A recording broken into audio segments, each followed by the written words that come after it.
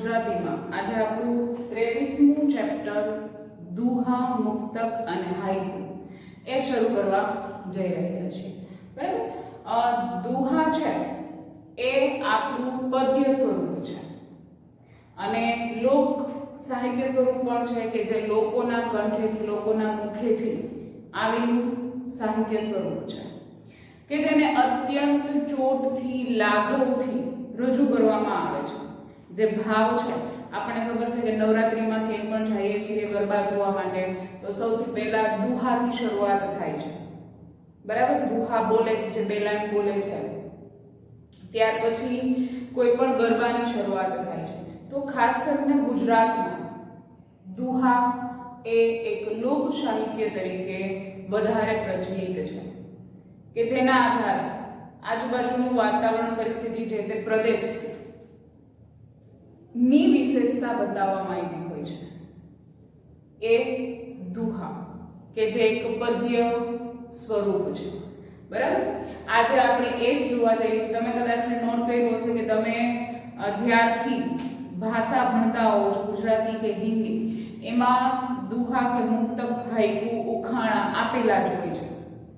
બરાબર, એટલે પહેલેથી જ દુહા છે એ ગુજરાતી સાથે સંકળાયેલા છે. આજે 10મા ધોરણમાં આપણું 23મું જે ચેપ્ટર છે એમાં 3 ભાગ આપેલા છે, દુહા, મુક્તક અને હાઈકુ. આજે આપણે ભાગ 1 માં જોઈએ છીએ દુહા. બરાબર, પછી કાલે જોશું મુક્તક. આજે ભાગ 1 માં શું જોઈએ છે તો કે દુહા જોઈએ છે. દુહા એટલે શું? પેજ નંબર 130 ઉપર પહેલો પેરેગ્રાફ જોઈએ છીએ અત્યારે. તો કે દુહા એ મૂળ લોક સાહિત્યનું સ્વરૂપ છે. બરાબર, અત્યંત લાઘવથી કોઈ પ્રસંગ કે ભાવ રજૂ થયો હોય છે. લાઘવ એટલે કે એકદમ સ્વચ્છતાથી ચોટદાર રીતે કોઈ ભાવ છે એ કે પ્રસંગ એવી રીતે રજૂ થયેલો હોય છે. પ્રથમ દુહામાં ઉત્તમ વ્યક્તિ બનવું એ કેટલું અઘરું છે એ ભાવ જુદા જુદા ઉદાહરણો દ્વારા વ્યક્ત થયો છે. પહેલા દુહામાં જો 2 દુહા આપેલા છે. પહેલા દુહામાં શું કહે છે તો કે ઉત્તમ વ્યક્તિ બનવું એ કેટલું કઠિન હોય છે, સારી વ્યક્તિ બનવું એ કેટલું કઠિન છે, એના જુદા જુદા ઉદાહરણ આપ્યા છે. કુલદીપક થવું એટલે કે પોતાના કુળને ઉજાળવું કઠિન છે. પોતાના કુળને સમાજની અંદર પ્રસ્થાપિત કરવું એ કઠિન છે. દેશદીપક થવું એ તો વધુ દુર્લભની વાત છે. દેશદીપક એટલે કે આખા દેશનું નામ રોશન કરવું એ બહુ દુર્લભની વાત છે, કેમ કે બધા વ્યક્તિ છે એ દેશનું નામ રોશન નથી કરી શકતા.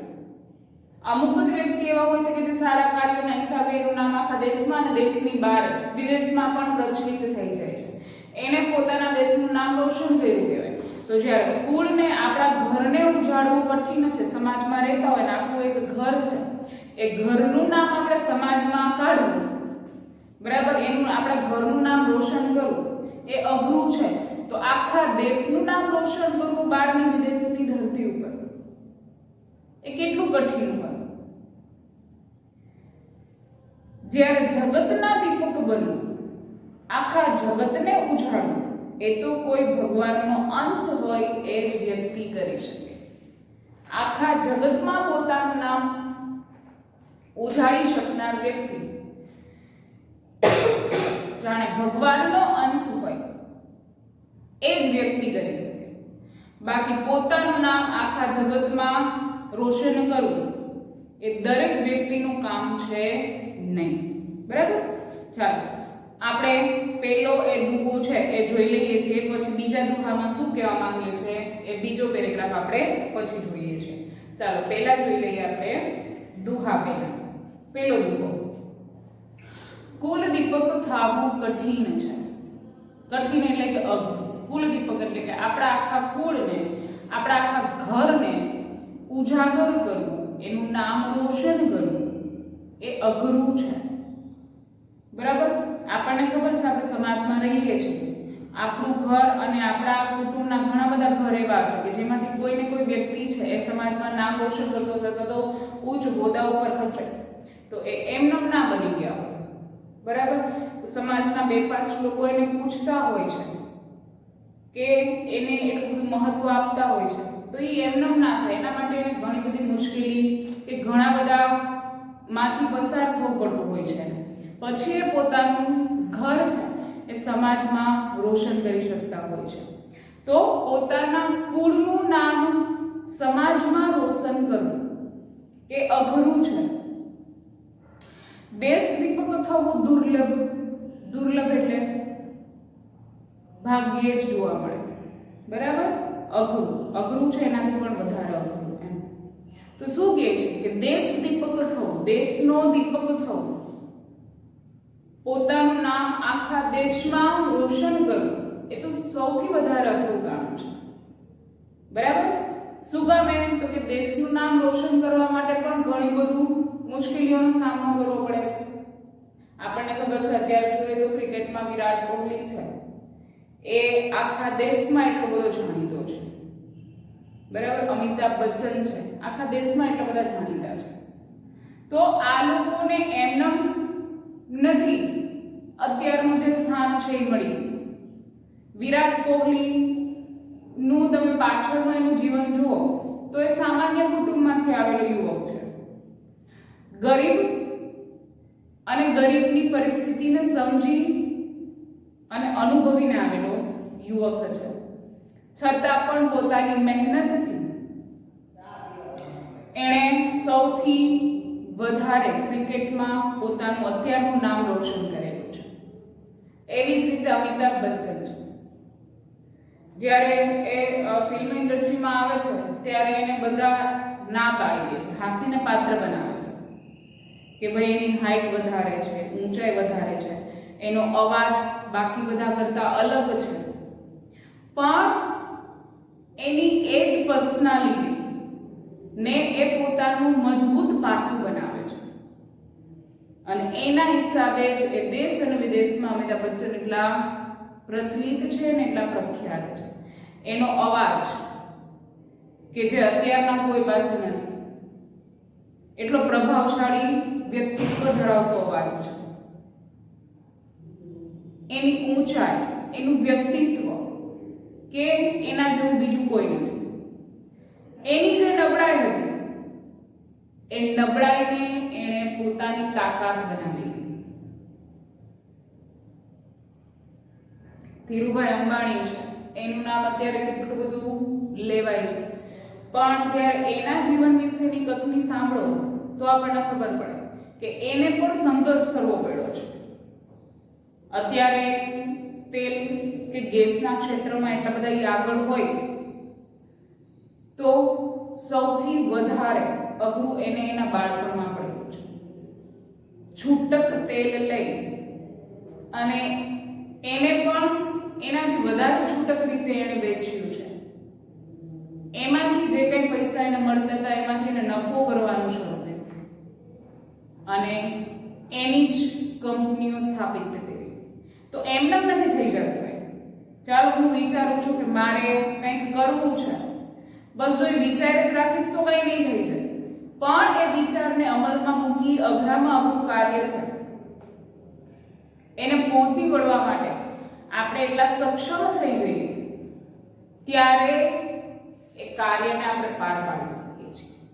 તો જેવી રીતે કુળનું નામ રોશન કરવું, પોતાના ઘરનું નામ રોશન કરવું. આપણને ખબર છે કે 10મા કે 12માં સારા નંબર આવે છે, સારા ટકા આવે છે. સ્કૂલમાં જ્યારે બોર્ડમાં આપણા ફોટા સાથે આપણું નામ ને આપણી ટકાવારી લગાવવામાં આવે છે, પેપરમાં ફોટા આવે છે. આ સગા સંબંધી આજુબાજુવાળા આપણને એટલા બધા આભાર, કોંગ્રેચ્યુલેશનથી કાંઈ પણ કહેવા માટે આવે છે તો આપણને ગમે છે. આપણને એમ થાય છે કે ના, આપણે આપણા ઘર માટે, મમ્મી પપ્પા માટે કંઈક કર્યું, અત્યાર સુધી કોઈએ નથી કર્યું એ મેં કર્યું. તો આપણે એટલી સફળતામાં પણ બહુ રાજી થઈ જઈએ છીએ અને આપણને એવું થાય છે કે ના, આપણે આપણા ઘર માટે કંઈક કર્યું. પણ એ કંઈક કરવા માટે તમારે એક આખું વર્ષ, 2-5 વર્ષ સુધી તમારે તનતોડ મહેનત કરવી પડે છે ભણવામાં. ત્યારે તમે તમારા ઘરનું નામ રોશન કરી શકો છો. તો એ અઘરું જ છે. તો દેશનું નામ રોશન કરવું એ એનાથી પણ વધારે અઘરું છે. બરાબર. જગદીપક જગદીશના અંશી કોક અલભ્ય, અલભ્ય એટલે કે સરળતાથી મેળવી ન શકાય, એને અલભ્ય કહેવાય. જગદીશ એટલે કે ભગવાનનો કોઈ અંશ. બરાબર. જગદીશ એટલે કે ભગવાન. હવે જગદીપક એટલે કે આખા જગતને ઉજાડવું. એ તો જાણે કે ભગવાનનો કોઈ અંશ હોય એ જ વ્યક્તિ કરી શકે છે. બાકી આખા જગતમાં પોતાનું નામ રોશન કરવું એ દરેક વ્યક્તિનું કામ છે નહીં. ગાંધીજી આખા જગતમાં લગભગ એને દેશ દેશમાં વિદેશમાં બધા લોકો ઓળખે છે. શું કામ? તો એના કામના હિસાબે, પોતાના જીવનમાં સ્થાપેલા અમુક નિયમોના હિસાબે. હિંસા, અહિંસા અને સત્ય આ ગાંધીજીની સાથે જોડાયેલા શબ્દો છે. બ્રહ્મચર્ય કે જેને પોતે જીવે છે ત્યાં સુધી પાડ્યું છે. તો અમુક એવા પોતાના જ નીતિ નિયમો અને દેશ માટે કરવાની તાલાવેલી કોઈ પણ કાર્ય છે એ દેશ માટે કરવું છે એની તાલાવેલી, એના હિસાબે એ એટલા બધા જગતમાં વિખ્યાત બની જાય છે. અંગ્રેજોના ગુલામી હેઠળ જ્યારે ભારત હતું ત્યારે ગાંધીજીએ વિચાર્યું કે મારે ભારતને આઝાદ કરવો છે. એમને ન થાય ને વિચારી તો આપણે પણ દિવસ દરમિયાન કેટલું બધું લઈએ છીએ કે આમ નથી કરવું, તેમ નથી કરવું. પહેલો જ વિચાર સવારમાં જ્યારે રાત્રે સૂઈએ છીએ ત્યારે વહેલો ઉઠવાનો કરતા હોઈએ. ના ઉઠાય તો સમજી લેજો કે તમે તમારી સફળતા માટે પહેલું ડગલું નિષ્ફળતાનું ત્યારથી માની દીધું છે. ચાલો કે તમે ટાઈમે નથી ઉઠી શકતા. ગાંધીજીએ વિચાર્યું કે આખા દેશને અંગ્રેજોના ગુલામમાંથી બહાર કાઢવો છે અને એના માટે તનતોડ મહેનત કરતા હતા. એવું નથી કે એને બધી જગ્યાએ સફળતા જ મળી છે. ઘણા બધા એના કાર્યો નિષ્ફળ પણ ગયા છે, પણ છતાં એ ક્યારેય પાછળ નથી. આપણે જ્યારે ત્યારે વાંચીએ છીએ કે જ્યારે ગાંધીજી આંદોલન કર્યું ત્યારે આટલા માણસો એની સાથે હતા અને આટલા માણસો એની સાથે હતા, એમનેમ ના આવી જાય. ગાંધીજીએ પોતાના વિચારો જ્યારે દેશ સમક્ષ મૂક્યા, અત્યારે આપણને ખબર છે કે કંઈ પણ નાની એવી ઘટના હોય તો આપણને થોડાક જ કલાકમાં આખા દેશમાં વાયરલ થઈ જાય છે મોબાઈલના આધારે, ઇન્ટરનેટના આધારે. ત્યારે એની કાંઈ સફળતા નહોતી. ગાંધીજીએ પોતાના વિચારો એ સમયમાં આખા દેશમાં ફેલાવ્યા કે આપણે ભારતને આઝાદ કરવું છે અને એના માટે વર્ષો સુધી રાહ જોવી પડતી હતી. સૌથી પહેલા જ્યારે એને આંદોલન શરૂ કર્યું હશે ત્યારે કદાચ 5-7 જણા એની સાથે હોય. એ 5-7 લાખમાં જ્યારે પરિણમે એના માટેની યાત્રા, સંઘર્ષ બહુ લાંબો હોય. 2-4 દિવસ, 2-4 મહિના, 2-4 વર્ષનો ના હોય. ત્યારે એ પોતાનું કામ ના હિસાબે પોતાનું નામ આખા વિશ્વમાં કરી શક્યા. ગાંધીજી શું છે, એનું વ્યક્તિત્વ શું છે, એ આખા વિશ્વને ખબર છે. બરાબર. તો શું કહે છે કે આખા જગતમાં પોતાનું નામ કરવું એ તો જાણે કે ભગવાન જગદીશનો કોઈ અંશ હોય એ જ કરી શકે. જગદીશ એટલે કે ભગવાન, અંશી એટલે કે અંશ. તો જે ભગવાનનો અંશ છે એ જ પોતાનું નામ છે એ આખા દેશમાં કરી શકે છે, આખા જગતમાં કરી શકે છે. દરેક વ્યક્તિનું આ કામ છે નહીં. પહેલો દુહો છે એ અહીંયા પૂરો થાય છે. હવે જોઈએ બીજા દુહામાં શું કહેવા માંગે છે. પહેલા દુહામાં શું કીધું કે પોતાના કુળનું નામ રોશન કરવું એ અઘરું છે. એનાથી વધારે અઘરું તો કે પોતાનું નામ દેશમાં રોશન કરવું અઘરું છે. સૌથી વધારે કઠિન વસ્તુ કઈ છે તો કે આખા જગતમાં પોતાનું નામ ઉજાગર કરવું એ સૌથી વધારે અઘરું છે અને એ ભગવાનનો કોઈ અંશ હોય એ જ વ્યક્તિ કરી શકે છે. ત્યાર પછી આપણે બીજો દુહો જોઈએ છીએ, પણ એ પહેલા ઉપરનો પેરેગ્રાફ વાંચીએ છીએ કે શું કહેવા માંગે છે. બીજા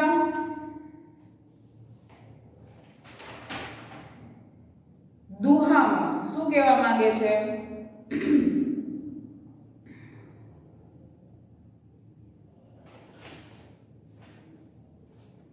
કે ભાઈ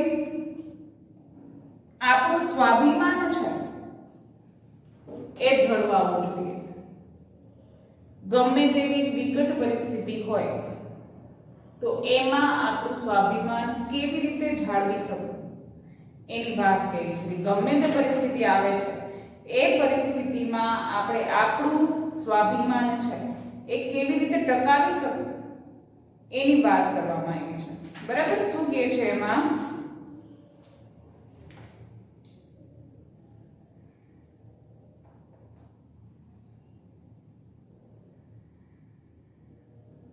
તો કે આવ નહીં આદર નહીં નહીં નયનોમાં ને. આપણે ખબર છે ઘણી વખત આ વિચાર વિસ્તારમાં આપણે લખી નાખ્યું છે અને પૂછાય પણ છે. શું કહે છે કે જે ઘરે આવકાર નથી, આદર નથી, નયનમાં ને એટલે કે પ્રેમ નથી. આપણે જે ઘરે જઈએ છીએ, કોઈ મહેમાન, આપણે મહેમાન બનીને કોઈના ઘરે જઈએ છીએ, કોઈ આપણને આવકારો ન આપે, મહેમાન તરીકેનો જેટલો આદર આપવો જોઈએ આદર નથી આપતા, એની આંખોમાં આપણે આવ્યા છીએ તો પ્રેમ નથી દેખાતો, તે ઘર કદી ન જઈએ ભલે કંચન વરસે મેહ. કંચન એટલે કે સોનાનો, મેહ એટલે કે વરસાદ. આ ઘરે ક્યારેય નહીં જવાનું ભલે એના ઘરે સોનાનો વરસાદ કેમ નથી થતો. એ ઘર સુખ સમૃદ્ધિથી ભરપૂર હોય પણ જે ઘરના લોકો આદર કે આવકાર નથી આપતા એ ઘર ગમે એટલું પૈસાદાર હોય છતાં પણ આપણે આપણું સ્વાભિમાન ખોવાનું નથી. આપણું સ્વાભિમાન ખોઈને આપણે ત્યાં જવાનું નથી. જે ઘરે આપણને આદર મળે છે, પ્રેમ મળે છે, સત્કાર મળે છે એ ઘરે જવાનો આગ્રહ રાખવાનો. પણ જે ઘરે આપણું સ્વાભિમાન હણાય છે, આપણને ક્યાંય આદર આપવામાં નથી આવતો, તે ઘરે ભલે સોનાનો વરસાદ કેમ નથી થતો તો પણ જવું જોઈએ નહીં. બરાબર. એ વાત છે એ બીજા દુહામાં કરવામાં આવી છે કે ભાઈ ભલે આપણે કોઈના ઘરે જઈએ તો આપણને પ્રેમ મળવો જોઈએ, આવકાર મળવો જોઈએ, આદર મળવો જોઈએ. માણસ એનો જ ભૂખ્યો છે. બરાબર. પણ પૈસાનો વરસાદ થાય છે અને ત્યાં આદર સત્કાર નથી જોવા મળતો તો તે ઘરે આપણે જશું નહીં. બરાબર. અહીંયા દુહા છે એ બે પૂરા થાય છે. મુક્તક છે એ આપણે બીજા ભાગમાં જોઈશું. બરાબર. આટલું રાખીએ છીએ. પણ તમારે તમારી ફેરબુકમાં દુહા, મુક્તક અને હાઈકુ એમ કરીને હેડિંગ બાંધો છો, પછી દુહા કરીને લખશો. દુહાનો જે પરિચય આપેલો છે એ, અને ત્યાર પછી હું જે પ્રશ્નો મોકલીશ એ દુહાના લખવાના છે. ત્યાર પછી એવી જ રીતે મુક્તકને લખવાનું છે બીજા પેજમાં, એવી જ રીતે હાઈકુના પ્રશ્નો પણ લખવાના છે. એટલે અલગ અલગ પાડી અને એવી રીતે લખવું.